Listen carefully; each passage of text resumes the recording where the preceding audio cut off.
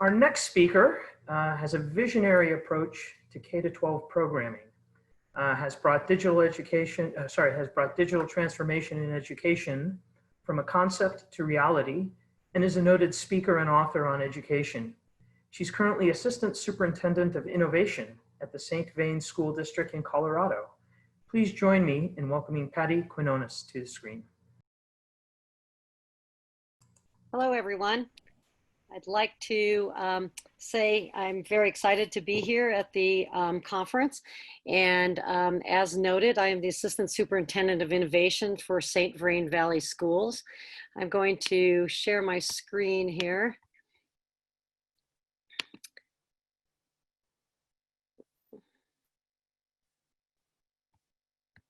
There we go. That come up.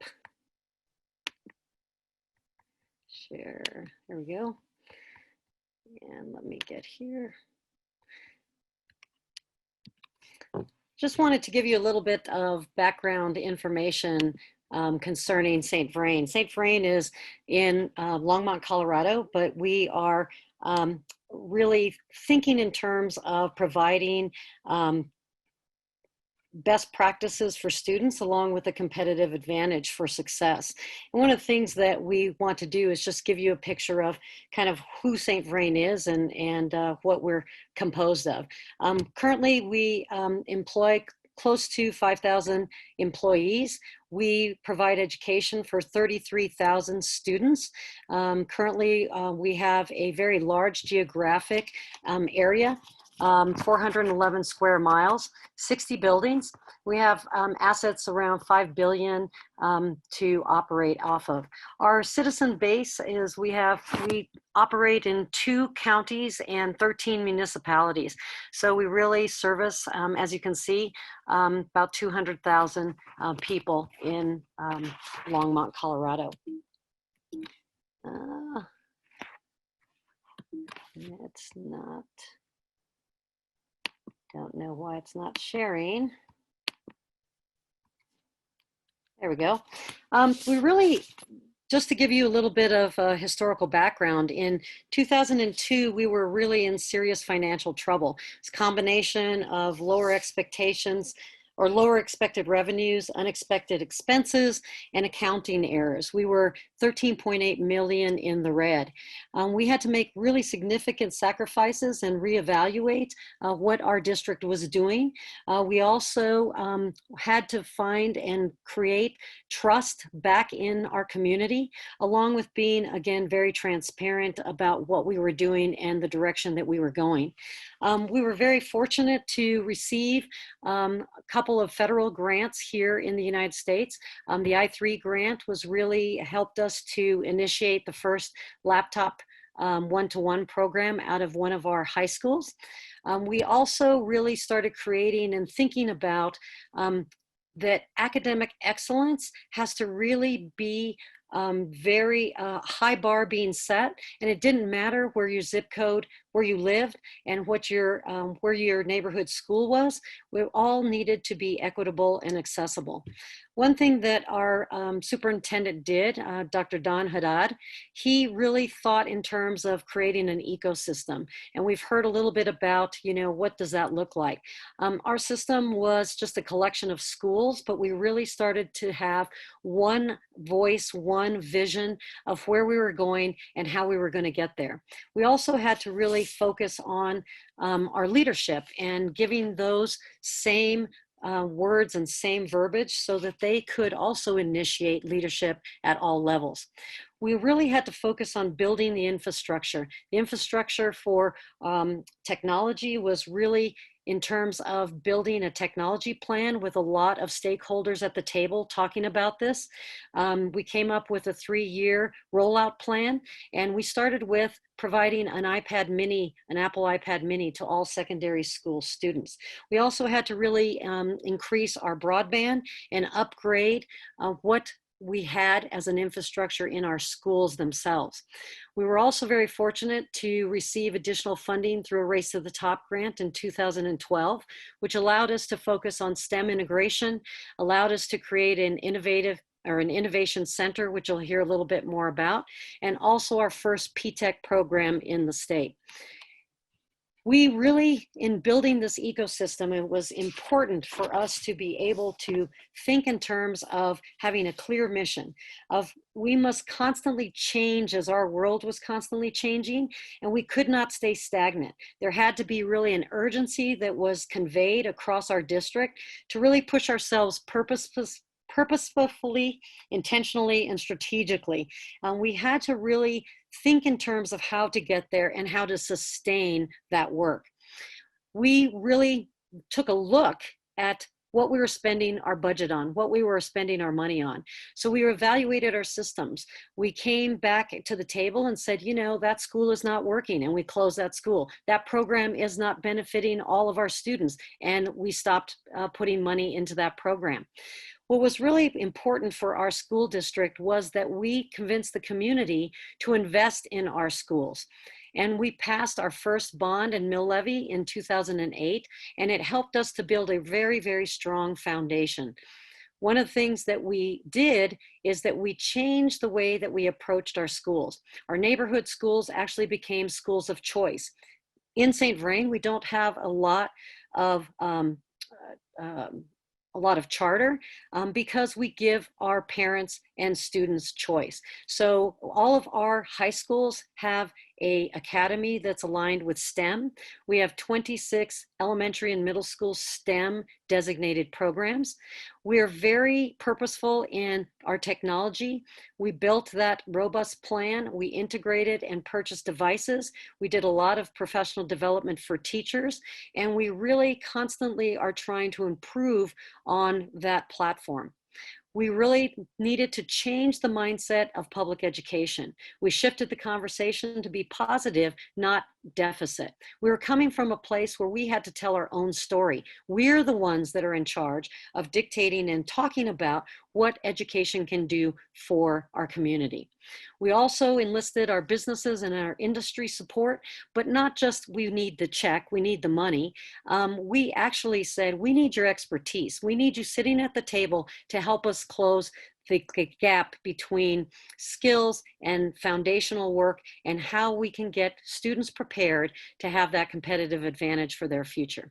We also needed to think in terms of sustaining our programs, not only through general fund, but we were looking at applying for grants and scholarships and donations and sponsorships that really help to accelerate this work. How we really came to be is thinking in terms of 8 dispositions to foster innovation. We were commissioned by the Daniels Foundation to create a roadmap for the state of Colorado, and we called it Advancing Innovation in Public Education. We really had to rethink about the why and the how, and we knew that there had been key levers that we had to create to allow us to be able to do this innovative work, along with building an academic foundation. And so when we start talking in terms of that, we think, and we have a tagline that says academic excellence by design. You've heard some people mention that it's the design thinking process. Well, we took that on as one of our pillars, one of the things that we do to have commonality, and also talking in terms of how we become critical thinkers and problem solvers. We also focused on STEM. STEM was a way for our students to really think in terms of career readiness and workforce readiness. I mentioned the P-TECH program, which stands for Pathways in Technology in Early College High School. That's an IBM model that now is globally around the world. And it allows students to be able to receive their high school diploma along with an AA degree so that they have post-secondary experience and they have a certification level that they can enter the workforce and be very competent.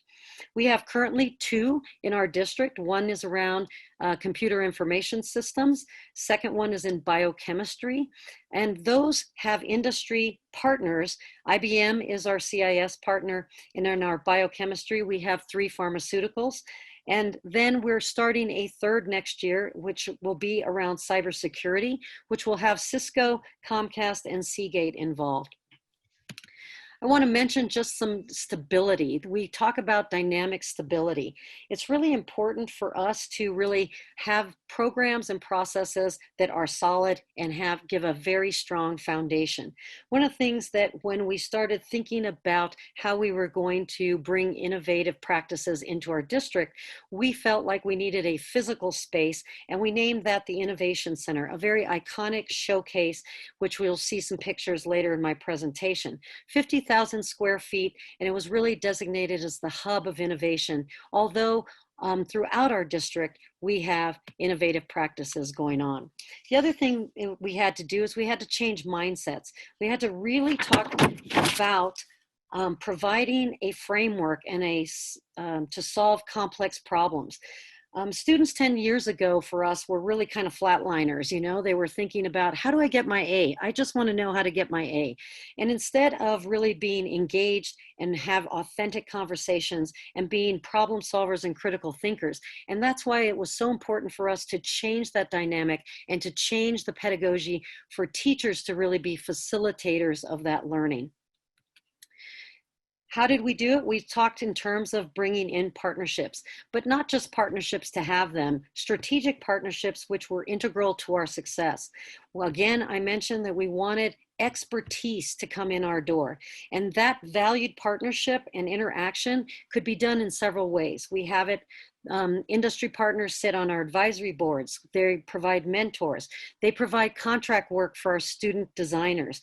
They are in feedback loops. They do webinars for us. In all of these areas, they are contributing and helping us to close the skills gap and talk to us about their trends in their industries and make sure that we have an idea and a direction for what we need to do in PK-12. Some of the things that we talk about is asset-based approach. You know, one of the things that one of our American poets, Allen Ginsberg, states is whoever controls the media, the images, controls the culture. Well, we cannot leave things to chance. Sometimes in education, our story is off to the side. We don't really focus on what we need to be doing. We need to talk about our vision. We need to be transparent to our community. We need to talk from a position of strength and excellence and not, again, from our deficits. So our message is constant. We constantly brand our image. We constantly talk in terms of what we are doing for our students and laying that strong academic foundation. One of the exciting pieces that I'm really involved with in our district is the diffusion of innovation. We really empower our people at every level to be involved in not only innovative practice, but also leadership. We need everyone to be leaders, whether you're a leader in your own classroom, whether you're a leader of your building, whether you're a leader of your department, it all matters. And we also are talking in terms of communication is key. We want to have that message in the forefront of everything we do. We use a early adopter curve called the Rogers Adoption Curve, where we really look at everyone on that spectrum of, are you an early adopter? Are you a mainstream adopter? Do you have ideas that can contribute to the creative process? But there is a systemic involvement in how we do our work. We have our innovative framework, which provides a structure, and this is what our Department of Technology has really created. And again, you can see that is, where are you on this spectrum? Where are you with using technology in your building, in your classroom, for your students? And you have options. Not only do you have equipment that's provided for you, whether as a teacher you have a laptop and an iPad and a microphone in your classroom, but students also have an iPad that they can function off of. But we have Chromebooks, we have robots, we have AR, VR headsets, we have 3D printers. We have a lot that you can access and be involved with to bring your curriculum to life and engage students. So that is something that we really are excited about. We also really talk in terms of authenticity and relevance. It's really important for us to make things real world. At the Innovation Center, we talk about student designers. Currently, we employ 275 students that do real contract work for industries, businesses, startups. One thing that's really exciting is how do you really advance our human capacity and that potential to really provide the best educational experience for all of our students. Systemic or systems thinking, it's really important for us to be able to scale it and sustain it. At the Innovation Center, I talk about we're actually kind of the hub and R&D where we try things out kind of in that sandbox environment. And if it's good for our students, then we deploy it out and teachers and schools can utilize those types of programs or those kinds of technologies. Every school district has these building blocks that are necessary for their success, and we call it our student achievement and priorities. And as you can see, cutting edge technology and innovation is one of those building blocks that really set, again, that success. All of these factors are important. We have to pay attention to all of these, and certainly our school board and our superintendent, along with our leadership, constantly reevaluate, rethink, and think in terms of how we get those outcomes for our students. It has a, whoa, I lost my. I think we're on time here, so we've got to cut you short. So sorry about that, but we have a question if that's okay, or if you want to do a real quick summary. Sure. Is there any way to share my screen to just show those pictures? I don't know what happened. Oh, there. Yeah, I'm not in control of the screens, so okay. I can't. Hold on. Let me just move through it, Jay. Okay. So one of the things that we just kind of talked in terms of is being able to, it's not sharing, is being able to really do this in a very practical way. And one of the things that we were creating was the Innovation Center. I don't know why it's not allowing me to share my screen. So at the Innovation Center, it really does three things. It has very advanced coursework, and you can see the building behind me. I'm sorry you can't see some of those photos.